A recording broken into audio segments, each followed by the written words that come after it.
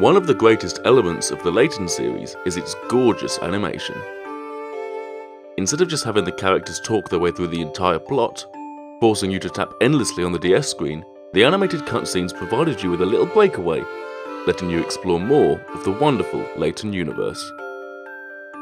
Across each of the 6 main games there were over 2 hours of animated content, but to say that each scene was flawless would be to tell a fair few fibs. See, while the animations were great at developing the plot and showing events that couldn't be portrayed via text box, there were still a myriad of mistakes scattered throughout the scenes. And so, get ready for what could quite possibly be my most tedious video yet, as we take a look into every animation error in Professor Layton and the Curious Village.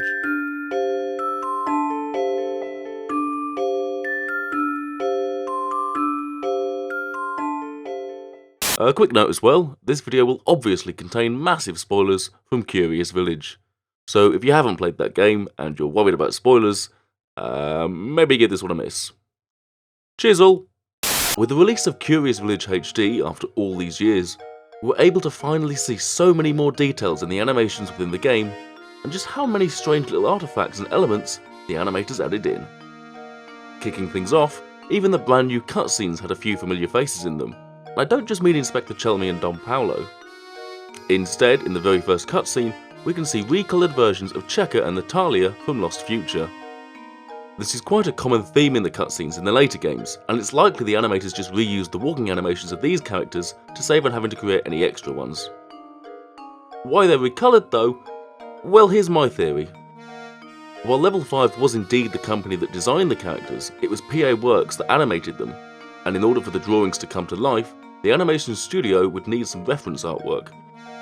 In approximately 2012, several reference images began to appear online, with the more prominent characters appearing in colour and the background characters being either line art or just black and white. If the animators didn't know what colour the background characters were supposed to be, it's possible they just gave them a new colour palette. As I said, this practice became very common in the later games, so we'll talk more about those characters when we discuss those games. The next shot in the new cutscene shows Layton's apartment, which also makes an appearance in Spectre's Call and Eternal Diva. However, what's interesting here is it's unclear where the floor inside the apartment would really be. Looking at the shot, the top of the stairs would indicate the floor would be here, though the windows either side would suggest it would be much higher.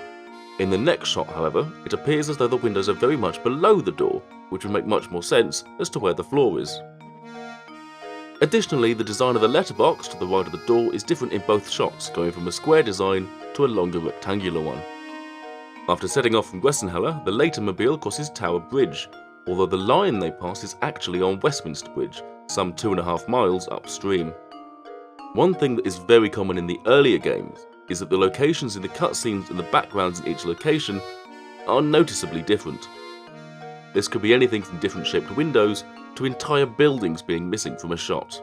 What's interesting is that this doesn't just affect exteriors, but whole interior rooms too.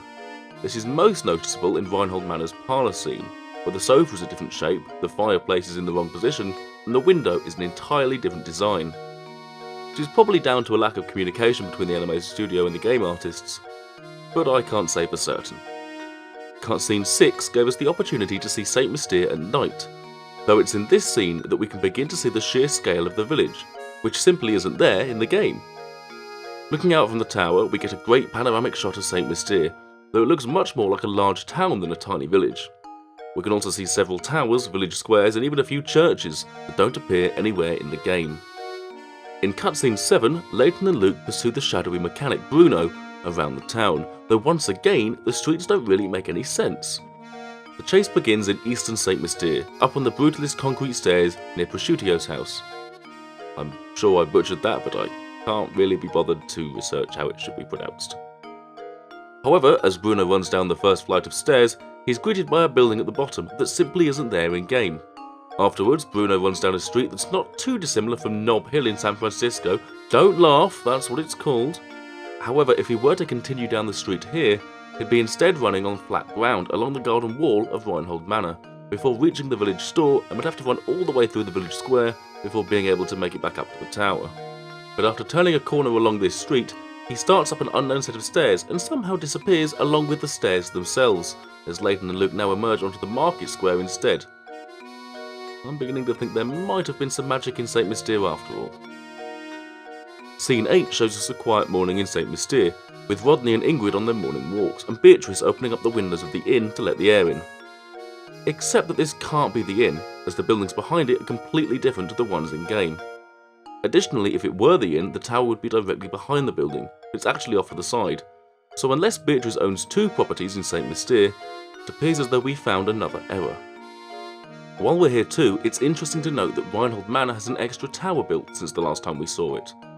Scene 10 is one of my favourite cutscenes in the game, simply because I just wasn't expecting to see it when I first played the game all those years ago. I've actually touched on this in one of my other videos, but something we suddenly became aware of following the release of the HD version of the game is that St. Mystere's beloved Ferris wheel is actually called the Werris wheel. You'd think in all those buildings, the Baron would have at least built a school or 2. Once again, there are also some detail differences in this scene, with the hut and concession stand being different colours, and the distance between the Ferris wheel and the circus tent being greatly increased. Additionally, if the wheel did roll out of the shot here, it would end up going straight out of the park gates and all the way down the road.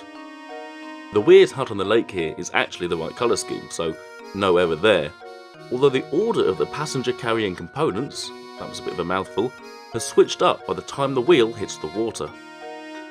Based on the background art, the order of the carriages should be blue, orange, green, yellow, blue, orange, green, yellow, blue, orange, green, yellow. Lovely! But looking at the shot of the wheel once it ends up in the lake, the blue and yellow compartments in this section of the wheel have totally swapped places. In cutscene 12, Reinhold Manor is once again different to how it should actually appear, but this isn't just when compared to the game backgrounds, but the way the room appeared in scene 5, as the contents on top of this set of drawers has changed from a pile of books to a plant pot and a photograph. But it's not just Reinhold Manor that appears differently to the game art, as Flora's cottage at the top of the tower also has some differences between the 2 shots, such as a different chair, a different painting, and a different globe. There's also much more space between the window and the left wall in the cutscene than in the background art, with a piece of artwork in the gap between them. Up until this point in the game, every piece of artwork that features the tower shows that it's right at the back of the village, with several high hills behind it. Though in scene 13, the tower is animated in the centre of the village, with more streets and even a river behind it, trailing off into the woods where the mountains should be. And for a flying contraption demolishing the biggest landmark in miles, it's interesting to see that not a single person is out on the streets watching it all unfold. Back inside the tower, however, Layton is starting to make his paraglider, though without any explanation whatsoever, he's able to get something that's approximately 2 meters by 2 meters wide and tall out the front door of Flora's cottage and onto the balcony, giving enough of a running start for the glider to take flight. Additionally, as Layton and Flora leave the tower and glide over St. Mystere, we can see the village skyline from the rear of the village, though Reinhold Manor appears on the wrong side of the shot, and that tower we saw earlier in cutscene 8 appears to have been since demolished. Probably Gordon's fault, let's be honest. As the glider begins to lose altitude, we get another look at some of the buildings in the village, and yet again, there are more than what appear in the game. Additionally, and I'm getting so fed up of saying that word, a fall from this height would definitely result in a few broken bones, and there is no way whatsoever that Layton's hat would still be on his head unless it was surgically attached. Despite this part of the tower already having been demolished, it appears to only be falling after Layton and Flora reach the ground. And given all the commotion with the tower falling apart, it's strange to think that everyone has rushed out onto the village square to see a broken paraglider. But that's not exactly down to the animators. In scene 17, once again the buildings outside the main entrance to the village are different to how they appear in game. But what's interesting here is that the Layton-mobile appears to have changed the direction it was facing from earlier in the game, when Layton and Luke emerge from the sewer tunnels. Interestingly enough too, this scene features Duke, a character that we wouldn't actually meet until Pandora's Box. It is possible that Level 5 wanted to put Duke in Curious Village, but by the time the cutscenes were finished, he'd been removed. As the Layton-mobile leaves St. Mystere and drives off over the hills, we get yet another view of a bunch of buildings that previously didn't exist. And finally, now we can talk about the other new cutscene from the HD re-release, as Layton, Luke and Flora arrive in London. And it's in this cutscene here that it becomes ever so obvious as to how many elements from Lost Future were reused in the new scenes. Let's take a look at the people milling about on this busy London street, for example. From left to right we have Art, Natalia, Misha, Maya, Hardy, Adeline, Florence, Natalia again walking the other direction, Ward, Alfie, and Bertha. Then in the next scene we get some characters from Pandora's box, notably Olsen and Dorothea, but again this is probably to save on creating new animation cycles. And so, that brings us to the end of all the scenes from Curious Village. If you think I've missed anything at all, and to be honest I probably have, be sure to let me know in the comments below. But anyway, until next time, see you gang.